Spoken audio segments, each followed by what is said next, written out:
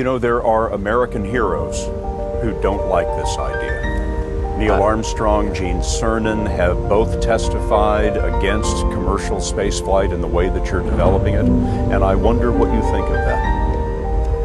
I was very sad to see that, because those guys are,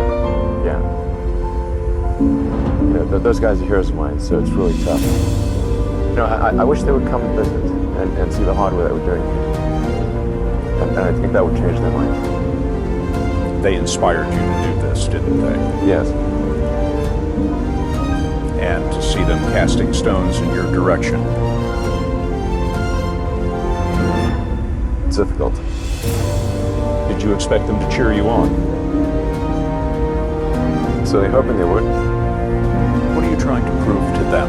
What I'm trying to do is to make a significant difference in spaceflight and help make spaceflight accessible to almost anyone. One of the most difficult choices I've ever faced in life was in 2008. I think I had maybe $30 million left, $30 or $40 million left in 2008. I had two choices. I could put it all into one company, and then the other company would definitely die, or split it between the two companies. But if I split it between the two companies, then both might die. When you put your blood, sweat, and tears into creating something, or building something, it's like a child. And so it's like, which one am I going to let one starve to death? I couldn't bring myself to do it, so I split the money between the two. Fortunately, thank goodness, they both came through. What was your biggest failure, and how did it change you? Well, there's a ton of failures along the way, that's for sure. Like, so as I said, for SpaceX, the first 3 launches failed, and we actually were just barely able to scrape together enough parts and money to do the 4th launch. If that 4th launch had failed, we would have been dead. So multiple failures along the way. I tried very hard to get the right expertise in for SpaceX.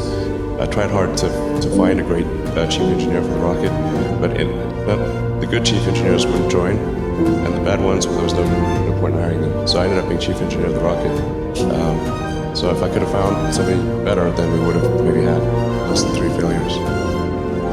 That 3rd failure in a row, did you think, I need to pack this in? Never. Why not? I don't ever give up. So many people tried to talk me out of starting a rocket company. It was crazy. One good friend of mine collected a whole series of videos of rockets blowing up and made me watch those. He just didn't want me to lose all my money. We're doing these things that seem unlikely to succeed, and we've been fortunate, and at least thus far they have succeeded. Now is the time to take risk. You don't have kids. As you get older, your obligations increase.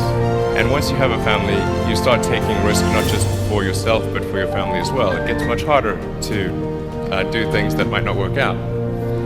So now is the time to do that before you have those obligations. So I would encourage you to take risks now. Do something bold. You won't regret it. How did you figure you were going to start a car company and be successful at it? Well, I didn't really think Tesla would be successful. I thought we would most likely fail.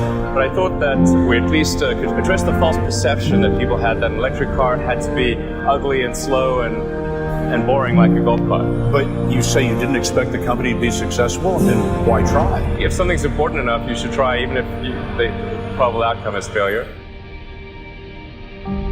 Or how do you think about making a decision when everyone tells you this is a crazy idea? Or where do you get the internal strength to do that? Well, first of all, I'd say I actually think I feel fear quite strongly. So it's not as though I just have the absence of fear. I feel it quite strongly. But there are just times when something is important enough, you believe in it enough, that you do it in spite of fear. I think about what technology solution is necessary in order to achieve the particular goal, and then try to make as much progress in that direction as possible. I think being a multi-planet species and being out there among the stars is important for the long-term survival of humanity. and that's one reason. But then the part that I find personally most motivating is that it creates a sense of adventure, and it makes people excited about the future. If you consider two futures, one where we are forever confined to Earth until eventually something terrible happens, or another future where we are out there on many planets, maybe even going beyond the solar system. I think that second version is incredibly exciting and inspiring, and there need to be reasons to get up in the morning. You know, life can't just be about solving problems. Otherwise, what's the point? There's got to be things that people find inspiring and make life worth living. When my brother and I were starting our first company, instead of getting an apartment, we just rented a small office and we slept on the couch. And we showered at the YMCA. And we're so hot up, we had one computer, so the website was up during the day, and I was coding at night, 7 days a week, all the time. And I sort of briefly had a girlfriend in that period, and in order to be with me, she had to sleep in the office. So work hard, like every waking hour. That's the thing I would say, particularly if you're starting a company. Whatever area that you get into, given that even if you're the best, there's always a chance of failure. So I think it's important that you really like whatever you're doing. If you don't like it, life is too short. If you like what you're doing, you think about it even when you're not working. I mean, it's something that your mind is drawn to, and if you don't like it, you just really can't make it work, I think.